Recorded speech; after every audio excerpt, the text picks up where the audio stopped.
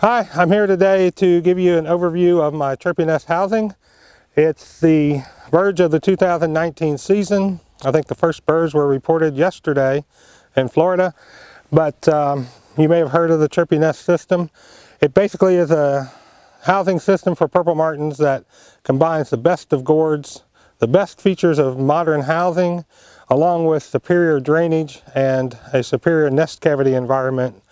Over the past 3 years I've used the ChirpyNest. I've been able to rebuild my colony after severe owl attacks, and I've increased my fledgling rates and overall time management in my colony. I've been able to reduce the time it takes because of the features I've incorporated into the system.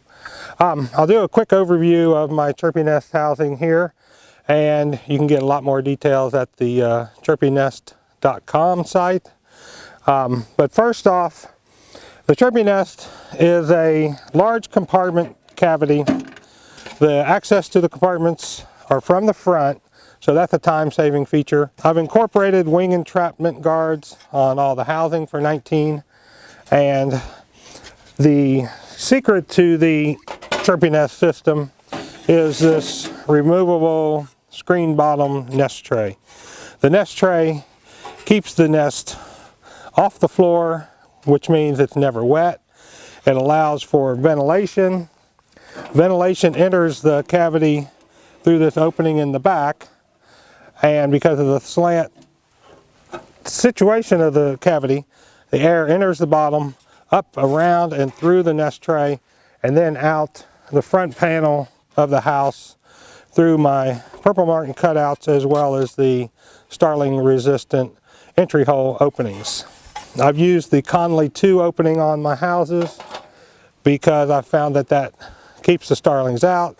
With the proper placement above the porch, I've not had starlings breach this compartment over the 3 years that I've used it. The size of the cavity is 13 inches from entry to the back, and one of the keys to success with my owl problem is that the nest actually sits well below the entry opening. As you see on this drawing here, this is actually the horizontal line of the entry opening, and this is the nest bowl. Most of the time the nests are built and at least 3 inches below the cavity opening, which in case of an attack, the martins will huddle in the back down away from the opening, as opposed to scurrying around the edges trying to get away from a possible attack from an owl. The nest checks with the ChirpyNest system are simple, quick, and easy. I remove the panel and I'll hang it on another porch like that while I do a check. I'll pull the tray out, and in case of a nest change, I'll have an extra tray with a nest already made up. So to do a nest change out, I just pull the tray, move the young from one tray to the next, return the tray to the cavity, and then just reattach the front panel. The panels open from a little latch just underneath the porch. The porches have traction tape on them to allow the birds to get in and out of the compartment easily. Another feature of the tray is this cedar threshold. Incorporating the wood element into the house, I think, is important, as well as giving the birds traction to get in and out of the cavity. Cleanup in the fall is simple and easy. I just take these trays out, take a scraper, dump the material out, and hose it out. Storage is much quicker than I've been able to do in the past with gourds. The ChirpyNest, I've developed it so that it works with typical gourd racks.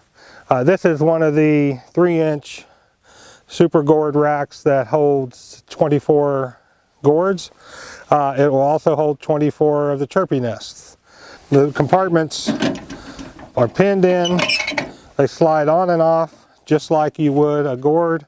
This bracket is a universal bracket that I mount at the time you order houses.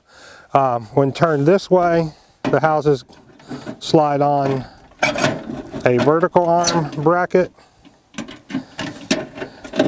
and turned the other way, the houses will slide on one of the horizontal arm brackets. That's an improvement over last year. Last year I didn't have the horizontal arm bracket perfected, and these houses go on typical gourd racks. They'll go on the round racks, the Gemini racks, and they can also be adapted to hang under trendsetters, as well as the brackets made to add housing to T14 houses. So you can incorporate these with gourds. You don't have to decide yes or no on 100% ChirpyNest. I'd encourage you to add a few to your colony and see the differences. Time management is a big difference. I've cut down my nest checks and nest changeout time to almost half of what it used to be before the ChirpyNest. So if you got a chance, I'd like for you to try a few ChirpyNest. You can get more details and more information at ChirpyNest.com. That's with an S.com. And I've got an email connection there. You can email me if you have any questions, but I'd love for you to check it out and make 2019, when you join the ChirpyNest colony of landlords. Thanks.